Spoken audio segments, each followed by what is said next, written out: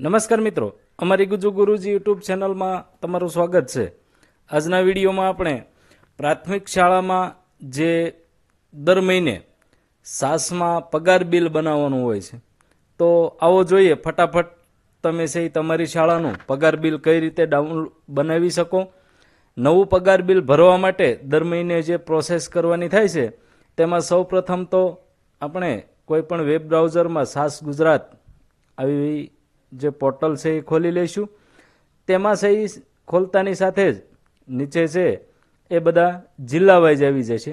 તમે જે જિલ્લામાં નોકરી કરો છો, તમારી શાળા જે જિલ્લામાં આવેલી છે તે જિલ્લા ઉપર તમારે ક્લિક કરવાની રહેશે અને અહીં તમારો શાળાનો ડાયસ કોડ અને સાસ માટેનો જે પાસવર્ડ છે એ નાખવાનો રહેશે।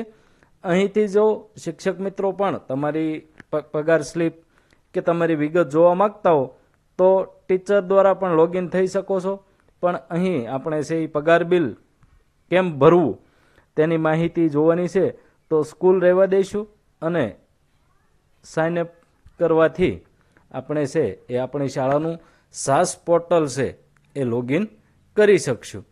હવે મિત્રો, સાસ પોર્ટલ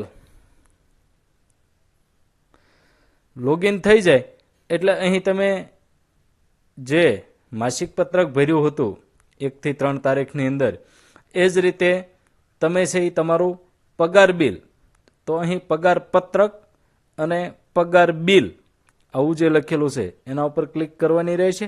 પગાર બિલ ઉપર ક્લિક કરતાની સાથે તમારું શાળાનું જે પગાર બિલ છે એ ભરવા માટેના સ્ટેપ અહીં તમને જોવા મળશે। સ્પેશિયલ આચાર્ય આવું લખેલું છે, જો એસ્ટાટ આચાર્ય હોય તો એની વિગત અહીં આવી જશે। એસ્ટાટ આચાર્ય ના હોય તો આગળ આપણે અન્ય સ્ટેપ જોઈએ। બીજું સ્ટેપ છે મૂલ્યવર્ધિત સીપીએફ। તમારી શાળામાં જેટલા શિક્ષકો છે તે સીપીએફમાં આવતા હોય અથવા તો ફૂલ પગારમાં આવતા હોય તે તમામ મિત્રોની ડિટેલ અહીં બતાવશે। હવે તેમનો બેઝિક પગાર, પછી મોંઘવારી ભથ્થું, ઘર ભાડું, મેડિકલ, આ તમામ બાબત છે એ અહીં ઓટો જનરેટ આવશે। નવા આચાર્ય હોય તો તેમને અહીં મુખ્ય શિક્ષક એલાઉન્સ છે એ 250 રૂપિયા એન્ટર કરવાના રહેશે। બાકીની વિગત ઓટોમેટિક છે એ સિસ્ટમ દ્વારા ભરાયેલી જ છે। સીપીએફ કપાત, જૂથ વીમો અને વ્યવસાય વેરો આટલી વિગત પણ કપાતમાં બતાવેલી છે। આ સિવાયની જો તમારી કોઈ કપાત હોય, ઇન્કમ ટેક્સ કપાવતા હો, તો તે અહીં દર્શાવવાનો છે। તાલુકા શિક્ષક પ્રાથમિક જે મંડળી છે તેની ફરજિયાત બચત અહીં બતાવવાની હોય અને જો તમારી લોન ચાલતી હોય મંડળીની તો એ પણ અહીં કપાતમાં બતાવી અને એક વખત ચેક કરી લેવું કે તમારી કપાતની વિગત કેટલી છે અને ટોટલ કેટલો છે। પછી કંઈ એમાં ફેરફાર થયો હોય, તમે નવા આંકડા ઉમેર્યા હોય તો અહીં રિમાર્કમાં એ દર્શાવવાના રહેશે અને સેવનું બટન જે નીચે આપેલું છે સબમિટ, અહીં સબમિટ કરવાનું રહેશે એટલે તમારું જે સીપીએફવાળા મિત્રો છે તેમનું પગાર બિલ છે એ ભરાઈ જશે।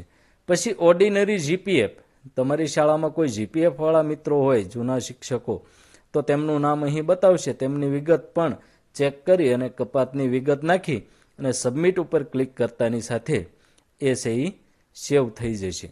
હવે ખાસ કરીને જે નવા મિત્રો છે, વિદ્યા સહાયક મિત્રો, તેમનું પગાર બિલ છે એમનું પણ જે વિદ્યા સહાયક હોય તો તેમનું નામ અહીં આવી જશે અને ફિક્સ પગારમાં જે 26,000 છે તે નાખવાનો રહેશે।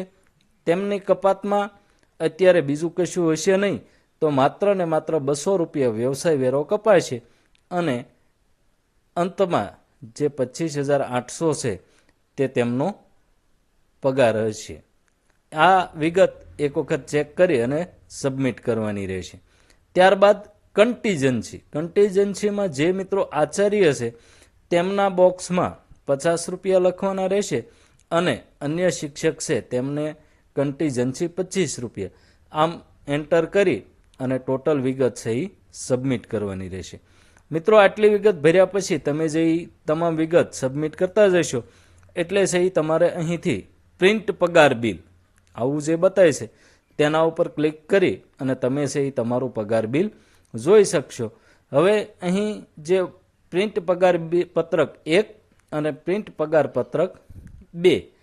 અહીં જે પ્રિન્ટ પગાર પત્રક 2 છે સપ્ટેમ્બરનું, એમાંથી છે એ તમે અહીં સંયુક્ત પગાર બિલ એટલે કે તમામ, અહીં મેં સપ્ટેમ્બરનું ભર્યું નથી એટલે તમને છે એ ઓગસ્ટનું કરીને બતાવું કે સંયુક્ત પગાર બિલ આવું કરી અને પ્રિન્ટ ઉપર ક્લિક કરશો એટલે છે એ તમારા તમામ મિત્રોનું પગાર બિલ છે એ અહીં તમને જોઈ શકશો અને તેની પ્રિન્ટ પણ કરી શકશો. ખૂબ ખૂબ આભાર.